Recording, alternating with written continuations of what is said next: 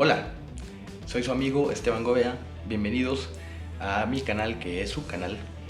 En esta ocasión, siguiendo nuestros videos de tutoriales de escritura, vamos a hablar sobre subgéneros y convenciones. Pero antes de entrar en materia quisiera pedirles una disculpa por tenerlos tan abandonados y abandonadas en este último tiempo, que será un par de meses. La verdad es que se me juntó el lavado con el planchado, tuve muchísimo que hacer, en particular con mi nuevo proyecto editorial, Grifo Editorial, que como ya les contaré más adelante en otro video, quizás se enfocará en ciencia ficción, fantasía y terror.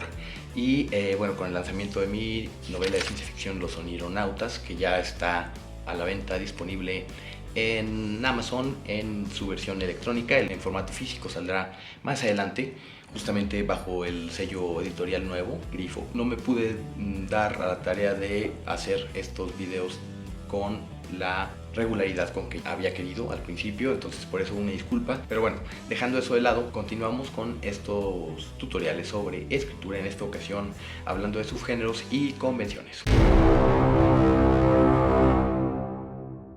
Bueno, la narrativa es quizás tan vieja como la humanidad, de alguna u otra manera ha ido acompañándola, y lo que ha cambiado con el tiempo, con la historia, es el medio particular en el que ejercemos la narrativa, el medio en el que estamos contando las historias. En estos medios se van configurando géneros y subgéneros.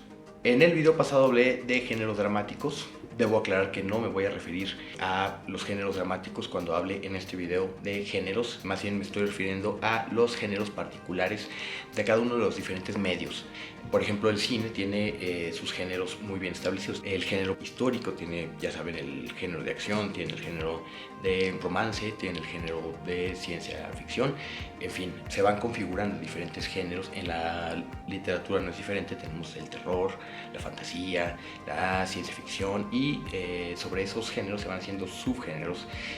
Podemos encontrar, por ejemplo, la fantasía oscura, el cyberpunk, la fantasía épica, el romance de época, en fin. En este video, por razones de tiempo, no podemos abarcar todos los géneros que existen en los diversos medios, pero sí quisiera brevemente establecer que todo género o todo subgénero se rige por convenciones. ¿Qué es una convención? Bueno, como su nombre lo indica, es algo en lo que convenimos, es decir, es algo en lo que nos estamos poniendo de acuerdo, tanto el lector como el autor o los lectores entre sí, por ejemplo. Cuando un lector se acerca a una obra de determinado género, o más particularmente de determinado subgénero, espera de esa obra ciertas cosas. Pensemos en nuestra experiencia nosotros mismos como cinéfilos. Por ejemplo, si vamos a ver una película de James Bond, pues no esperamos un tórrido romance, ¿no?, de Bond con alguien, es decir, puede haber algo así como una subtrama romántica en una película de Bond, pero no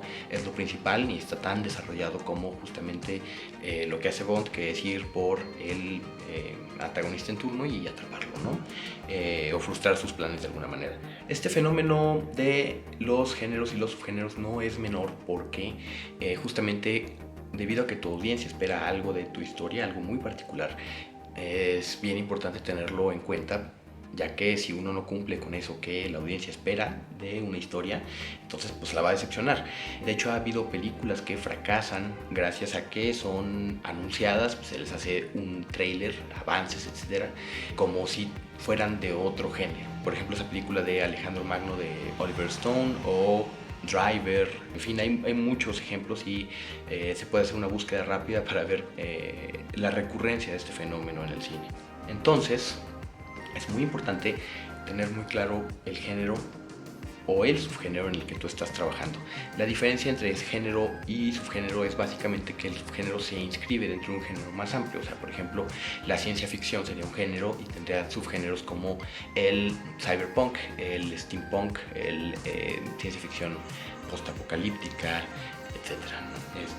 Cada uno de los grandes géneros tiene a su vez subgéneros, y es muy importante tener muy claro en cuál de ellos se está trabajando, justamente para no defraudar estas expectativas de la audiencia. Digamos que cada género o cada subgénero viene con un paquete, un conjunto de convenciones que es bueno conocer, bueno saber cómo otros autores han estado trabajando en lo mismo, porque en la mayoría de los casos esas convenciones están ahí porque han funcionado.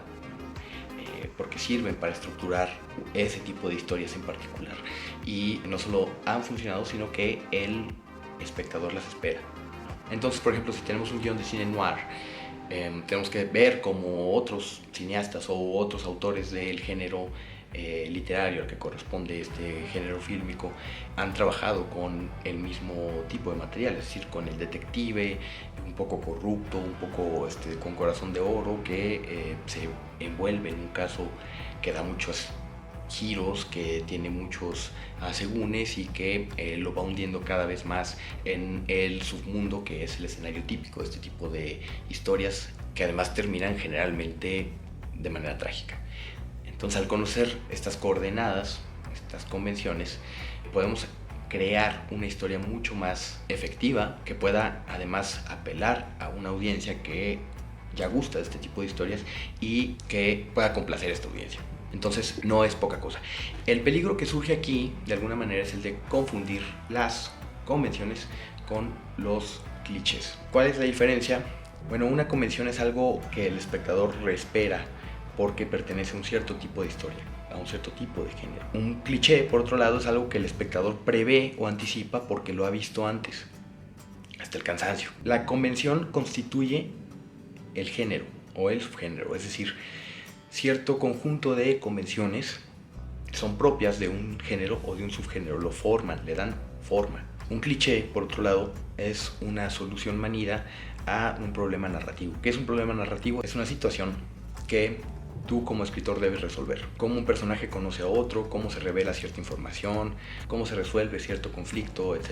Desde el punto de vista de un autor, una historia se puede definir como un conjunto ordenado y sistemático de problemas narrativos por resolver. Tomamos, por ejemplo, una película romántica.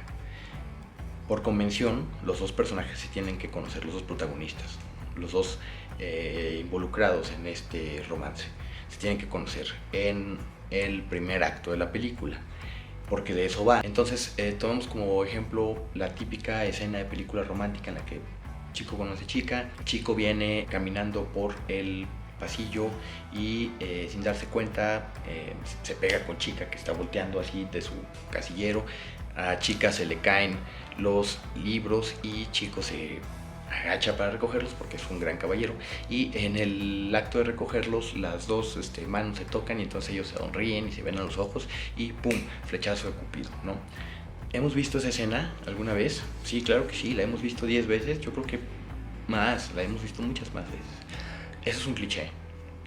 Casi que desde el momento en que vemos a dos personajes, chico y chica, en el pasillo de la escuela, sabemos que ¿no? Estos dos se van a encontrar y sabemos además cómo, ¿no? Si vemos lo de los libros, además nos enojamos porque lo hemos visto muchas veces, y cómo es posible que el guionista haya sido tan flojo como para no encontrar una mejor solución al problema narrativo de cómo chico conoce a chica. ¿Cómo es más interesante? ¿Cómo evitamos ese cliché de los libros y la caballerosidad y todo esto?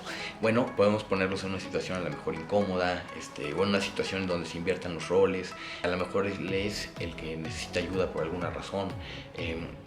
Me parece que Robert McKee da el ejemplo de que ¿por qué no a él se le poncha la llanta?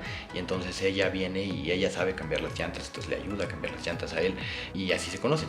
O pueden empezar incluso odiándose, a lo mejor él le agandalla el último espacio en el elevador y entonces ella piensa que es un patán y más adelante cambia su opinión porque ve algo distinto de él y entonces empiezan a enamorarse, ¿no? Entonces hay muchas maneras de darle la vuelta a eso que es un cliché y respetar la convención. La convención dicta que estos dos personajes tienen que encontrar. Entonces el punto es hacer que estos dos personajes se encuentren, se conozcan de una manera interesante, de una manera que sea más entretenida, que juegue más quizás con los contrastes de sus personalidades, que nos haga ver más lo problemático que puede ser a veces conocer a una persona o las primeras impresiones, ¿no? Que a veces son muy distintas de lo que esa misma persona nos termina revelando que es en el fondo. En fin, hay muchas maneras. El problema con los clichés es que son difíciles de detectar porque cuando tenemos un problema narrativo nos parecen una solución aceptable.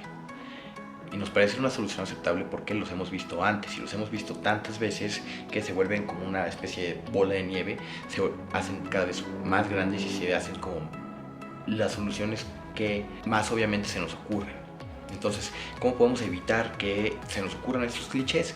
Bueno, no podemos evitar que se nos ocurran porque nosotros también hemos visto un montón de películas y de cómics, hemos leído, etcétera. Entonces, cuando algún otro escritor, guionista ha incurrido en estos clichés, nosotros los hemos visto y por eso además los identificamos a veces como clichés. Pero de pronto cuando uno está tratando de dar una solución a un problema narrativo, se nos vienen a la mente estas soluciones que de momento parecen brillantes y que en realidad no son más que clichés. Se nos vienen a la mente porque están ya ahí, porque las hemos visto antes, porque no son familiares.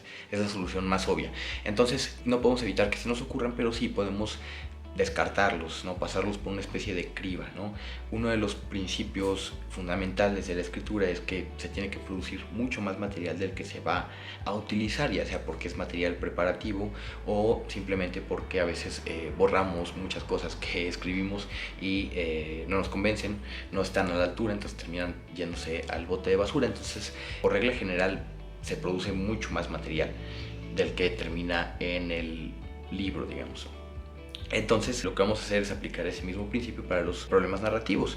Si tenemos que solucionar este mismo problema narrativo, cómo hacer que chico conozca a chica, podemos hacer una lista, no sé, de 5 o 10 posibles soluciones a este mismo problema y seguramente las primeras 2, 3 o 5 van a ser las soluciones que más hemos visto, los clichés, lo que más familiar resulta. Entonces es una buena idea, digamos, eliminar esos primeros intentos de solución en favor de las opciones un poquito más, digamos, rebuscadas o un poquito menos evidentes. Esa es una manera infalible, ¿no? Pero hay que hacerlo sistemáticamente. Entonces, para cualquier problema narrativo, plantear varias soluciones y de esas soluciones escoger la que más se adecue a nuestros criterios, en este caso de pues tratar de ser más originales o tratar de hacer algo inesperado. Tomamos nuestra pequeña lista con diversas posibles soluciones para un problema narrativo y nos preguntamos a nosotros mismos, ¿he visto esto antes? Y si la respuesta es sí,